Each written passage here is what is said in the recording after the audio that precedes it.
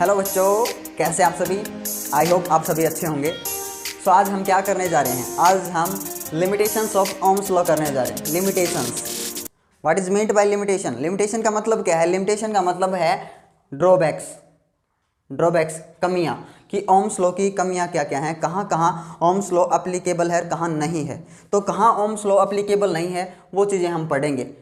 कमियां समझ में है ना, कमियां। सबसे पहले स्वागत है आपका अपने छोटे से यूट्यूब चैनल में द फिजिक्स टाइम। तो अगर आप इस वीडियो को कंप्लीट देखते हो तो मैं गारंटी देता हूँ 101% आपका कोई भी कन्फ्यूजन नहीं रहेगा। इस टॉपिक में सारे कन्फ्यूजन्स क्लियर कर दूंगा मैं। तो अगर आप ओम्स लॉ की लिमिटेशंस बहुत ही बारीकी से समझना चाहते हो, 4 और 5 लिमिटेशंस हैं इसकी, मैं बोर्ड पे उतार दूंगा, आप लिख लेना वहाँ से। कॉपी पेन निकाल लो अगर आप लिखना चाहते हो तो। अगर आप ओम्स लॉ की डेफिनेशन जानते हो ना, ओम्स लॉ के अंदर ही इसकी ड्रॉबैक छुपी हुई है। ओम्स लॉ आपने पढ़ा है क्या अभी तक? What is Ohm's law? देखो सबसे पहले इसकी डेफिनेशन बताता हूं मैं, क्या कहता है ओम्स लॉ। डेफिनेशन क्या कहती है? It states that, Ohm's law क्या कहता है? It states that current flowing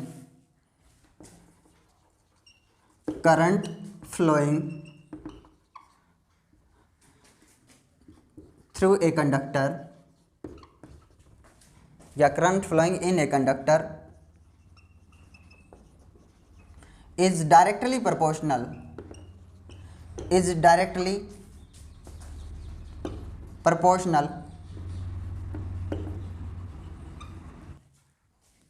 to the applied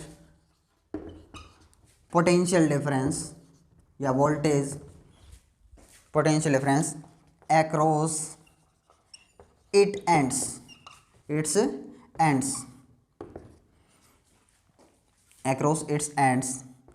at some certain physical conditions। कुछ फिजिकल कंडीशंस हैं जब वो कांस्टेंट रहें, ये कंडीशन है इसमें। कुछ फिजिकल कंडीशन है जब वो कांस्टेंट रहें तब ये चीज़ अप्लाई होगी। At constant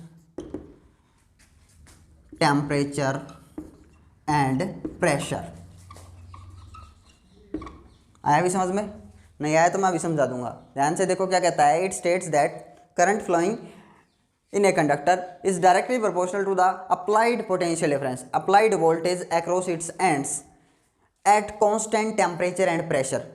eight some constant physical conditions हैं यहाँ पे, लाइक टेम्परेचर एंड प्रेशर। ध्यान से देख लो, इसी डेफिनेशन के अंदर ही इसकी एक लिमिटेशन छुपी हुई है। हाँ, ये वाली आपको आए ना समझ में? अभी मैं बताता हूँ ये क्या है। भाई ओम्स लॉ कब तक अप्लीकेबल रहेगा? जब तक उस वायर के अंदर, उस कंडक्टर के अंदर का जो रेजिस्टेंस है वो कांस्टेंट रहे। कैसे कांस्टेंट रहेगा? कब तक कांस्टेंट रहेगा? जब तक उसका आप टेम्परेचर या प्रेशर चेंज नहीं करते हो, कोई एक्सटर्नल जो कोज है आपका वो इफेक्ट नहीं करता है उसको। अभी समझ में आएगा, टेंशन मत लो, देखते जाओ बस। अब ये चीज़ क्या है, ये चीज़ मैं आपको अभी समझाने जा रहा हूँ। ये ओम्स लॉ क्या कहता है? ओम्स लॉ क्या कहता है कि अगर एक कंडक्टर है आपके पास, ठीक है, ये कंडक्टर है जिसकी एल लेंथ है, अगर आप इसके अक्रॉस पोटेंशियल डिफरेंस प्रोवाइड कर देते हो, देखो क्या कर रखा है, directly proportional to the applied voltage. Directly proportional क्या है? करंट। इस कंडक्टर में कितना करंट फ्लो हो रहा है, देखो आपको पता है, अगर पोटेंशियल डिफरेंस प्रोवाइड करेंगे इसको हम तो इसमें करंट फ्लो करेगा।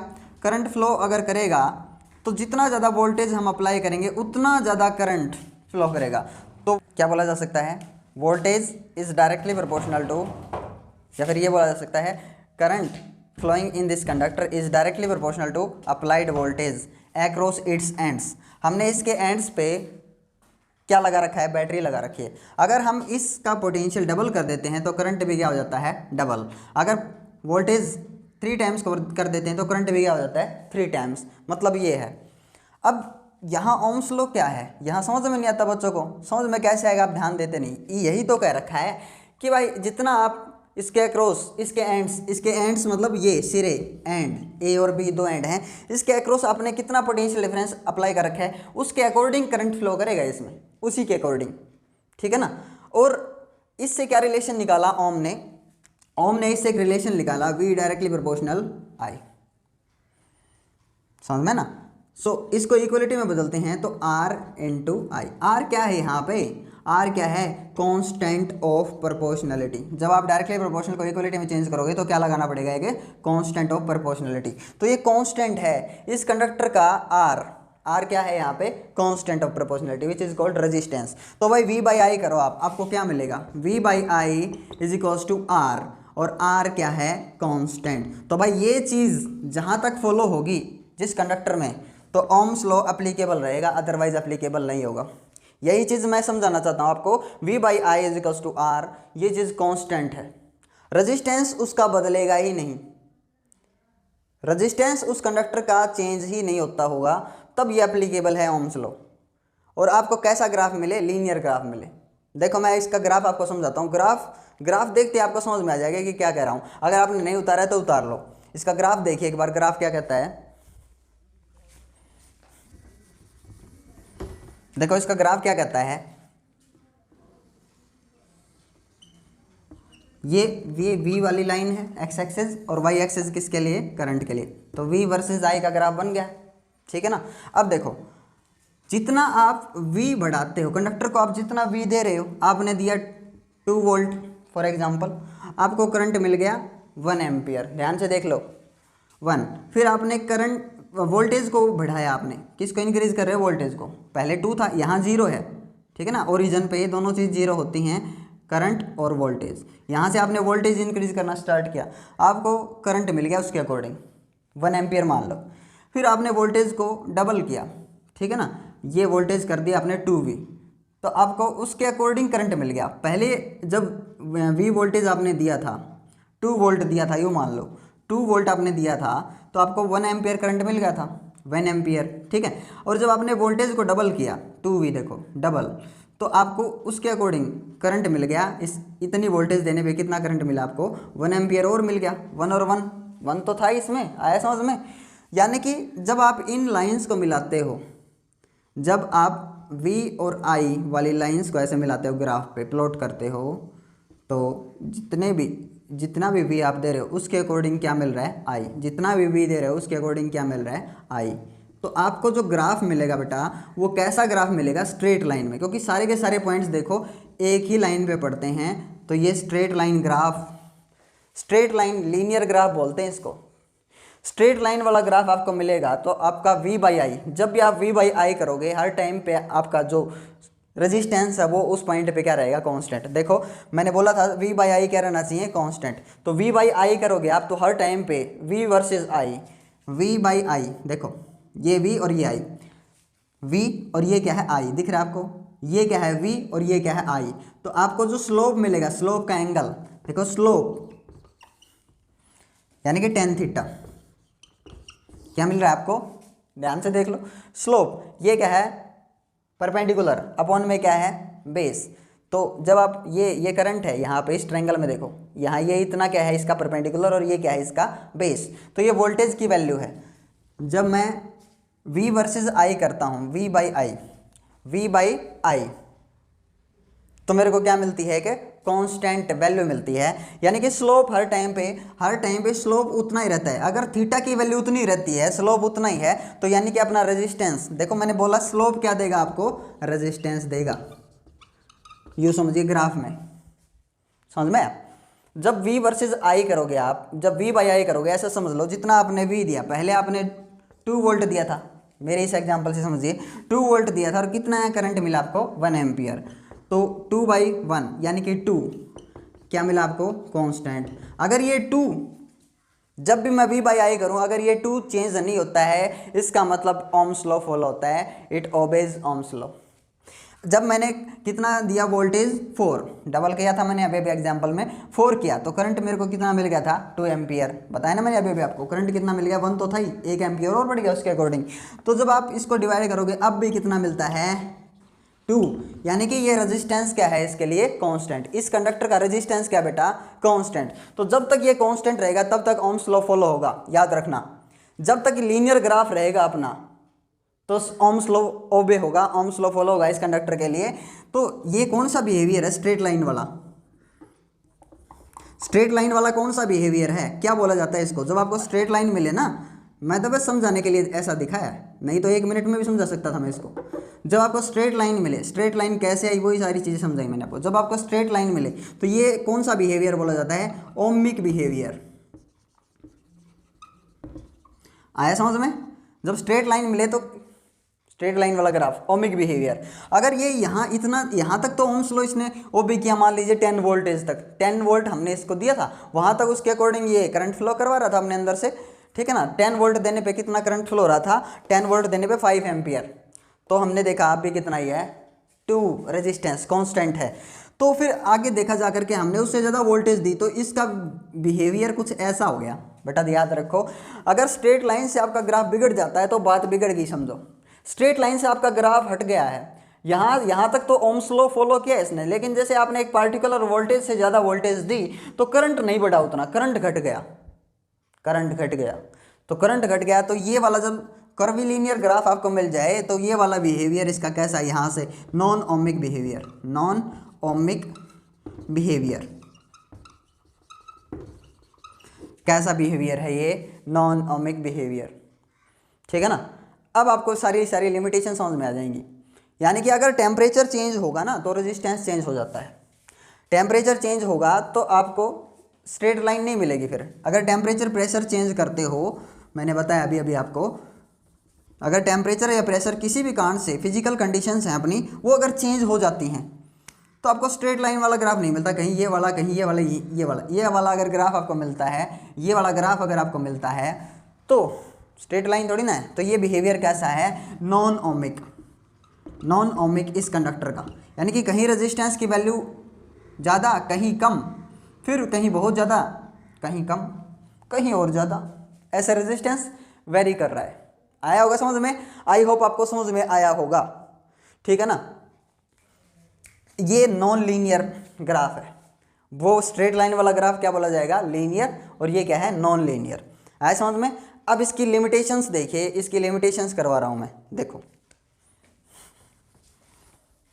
ये डेफिनेशन, ये सारी चीज़ें बताना क्यों ज़रूरी था, क्योंकि आपको पता होना चाहिए कि ओम्स लॉ कैसे एप्लीकेबल है, कहाँ एप्लीकेबल है, कब नहीं होगा, ये चीज़ सारी ज़रूरी थी समझानी। इसके लिए मैंने आपको डेफिनेशन वगैरह बताई। अगर सीधी इसकी लिमिटेशन लिख देता हूँ तो समझ में तो आएगा, लेकिन उतना ज़्यादा समझ में नहीं आएगा। अभी देखो इसकी सीधी की सीधी लिमिटेशंस मैं आपको लिख रहा हूँ बोर्ड के ऊपर, राइट डाउन कर लेना, नोटबुक पेन उठा लो। देखो भाई, इसकी फर्स्ट लिमिटेशन लिखते हैं हम। फर्स्ट लिमिटेशन पता चल गया ना पता, हाँ। First limitation, it is applicable only for constant temperature. If temperature changes, Ohm's law cannot be applicable। आया समझ में? भाई टेम्परेचर अगर चेंज हुआ तो ये चीज़ समझ में आनी चाहिए। टेम्परेचर अगर चेंज हुआ तो क्या होगा, रेजिस्टेंस बढ़ेगा। क्या बढ़ जाता है, रेजिस्टेंस। तो रेजिस्टेंस बढ़ेगा तो V versus I, V by I का जो ग्राफ है वो बिगड़ जाएगा अपना, नॉन लीनियर ग्राफ मिलेगा। बस लीनियर ग्राफ जहाँ तक है अपना स्ट्रेट लाइन वाला, तो ये एप्लीकेबल है ओम्स लॉ। आया समझ में? अब सेकंड इसका देखिए, सेकंड लिमिटेशन क्या है इसका, it is applicable only for conductors, metal conductors. It is not applicable for non metallic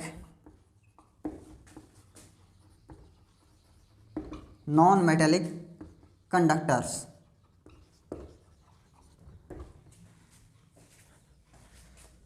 like silicon, carbide, carbon, graphite, etc। बहुत है, इतने एग्जाम्पल तो बहुत है भाई। सेकंड पॉइंट क्या कहता है ये भी समझना पड़ेगा आपको। It is not applicable for non metallic conductors. Non metallic conductors के लिए ये एप्लीकेबल नहीं है। तो भाई मेटेलिक और नॉन मेटेलिक कंडक्टर्स क्या होते हैं? मेटेलिक कंडक्टर क्या होता है? जैसे एल्यूमिनियम है और सिल्वर है, ये सारे के सारे क्या हैं? Metallic conductor. आप यहाँ पे लाइन लिख भी लेना, इट इज़ एप्लीकेबल, लिख देता हूँ मैं, it is applicable for only for metallic conductors. Metallic conductors क्या हैं? एग्जाम्पल कॉपर है, सिल्वर है, ठीक है ना। तो मेटेलिक कंडक्टर्स के लिए ही ये एप्लीकेबल है भाई, समझ में ना। हाँ, अब थर्ड पॉइंट क्या है इसका? भाई ये समझ में आया होगा आपको, it is not applicable for non metallic conductors. ये क्या कहता है भाई? नॉन मेटेलिक कंडक्टर्स जितने भी हैं उनके लिए एप्लीकेबल नहीं है। नॉन मेटेलिक कंडक्टर कौन से हैं भाई? कुछ सेमीकंडक्टर्स भी हैं और कुछ ऐसे कंडक्टर हैं जैसे कार्बन है, ग्रेफाइट है, जो अपने अंदर से इलेक्ट्रिसिटी पास होने देते हैं। कंडक्टर तो है, जो इलेक्ट्रिसिटी को पास होने दे वो कंडक्टर है, अपवाद है नहीं, एक्सेप्शन है ये, ठीक है। तो अपने अंदर से इलेक्ट्रिसिटी को तो पास करवाते हैं ये, लेकिन मेटेलिक कंडक्टर नहीं है। ये कैसे कंडक्टर हैं बेटा? Non metallic conductor. मैंने बोला ना, it is applicable only for metallic conductors. Copper, silver, इन सारी चीज़ों के लिए एप्लीकेबल है ये, ठीक है ना। हाँ, आपको समझ में आया होगा। थर्ड, इसका लिमिटेशन क्या है? थर्ड लिमिटेशन देखिए, third limitation, it is not applicable for non linear devices.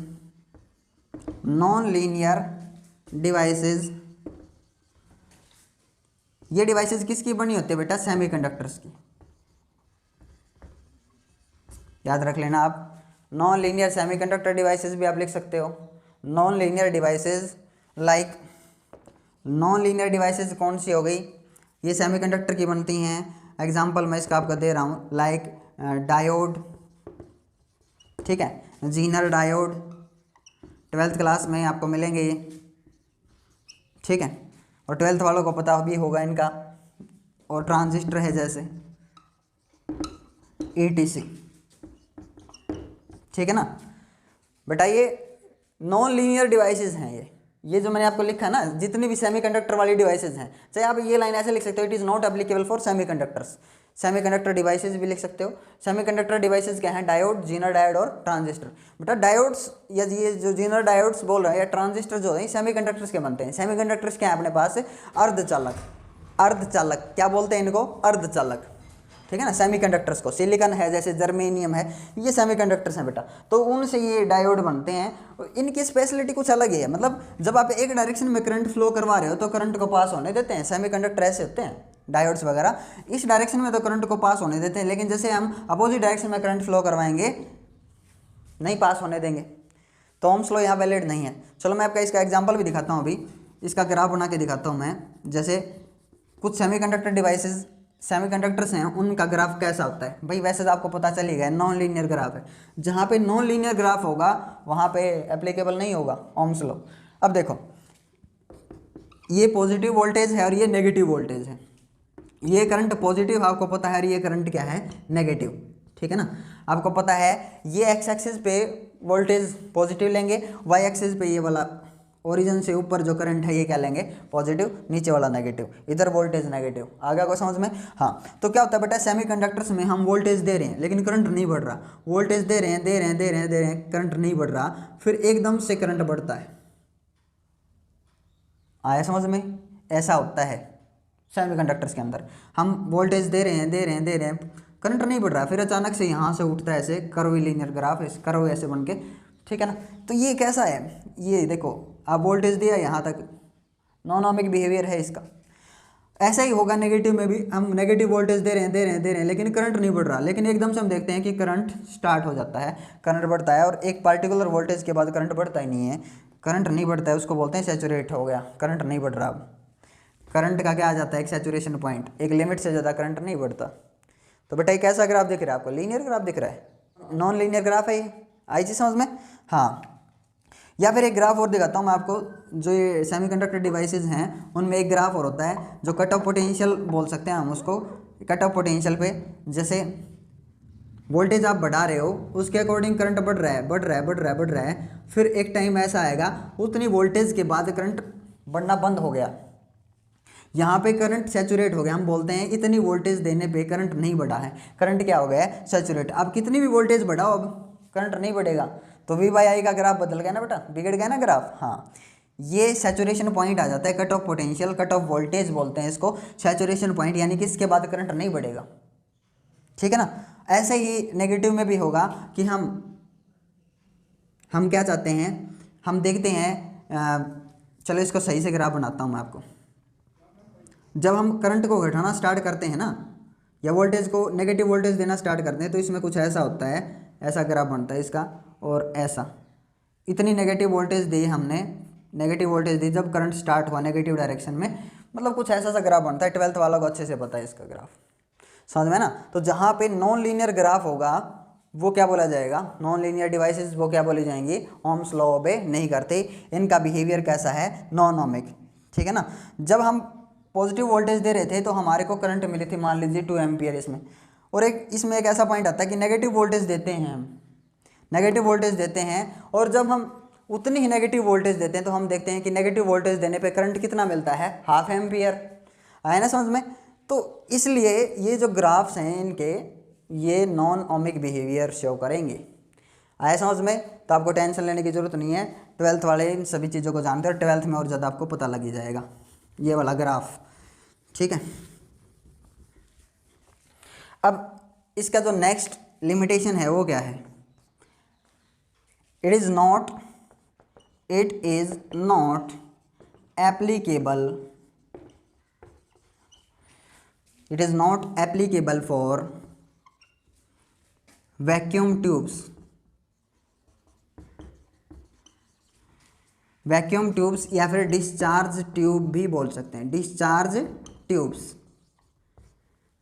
बेटा ये क्या है, vacuum tubes, discharge tube experiment अगर आपने पढ़ा है 9th क्लास में, cathode ray discharge tube experiment अगर आपने पढ़ा है, जिस बच्चे ने पढ़ा है 9th क्लास में, अगर केमिस्ट्री पढ़ी है तो वो इस चीज़ को जानता है कि वैक्यूम हम करते हैं एक ट्यूब के अंदर, ग्लास कांच की जो ट्यूब है उसके अंदर, और उसके अंदर चार्जेस फ्लो करते हैं, तो वहाँ पे भी एक टाइप का करंट ही फ्लो रहा है, लेकिन वहाँ पे ये ओम्स लॉ एप्लीकेबल नहीं है। इलेक्ट्रोलाइट के केस में एप्लीकेबल नहीं है, इलेक्ट्रोलाइटिक सॉल्यूशंस। ठीक है ना। तो इलेक्ट्रोलाइट्स कहाँ होते हैं, बैटरी के अंदर भरे जाते हैं, सेल्स के अंदर जो केमिकल भरा जाता है वो इलेक्ट्रोलाइट बोला जाता है बेटा, तो उस केसेस में एप्लीकेबल नहीं है। लास्ट पॉइंट मैं आपको इसका लिखवाता हूँ, वीडियो ज़्यादा लेंथी ना हो। लास्ट पॉइंट क्या है, even in case of metals, even in case of metals Ohm's law is not applicable, Ohm's law is not applicable, Ohm's law is not applicable at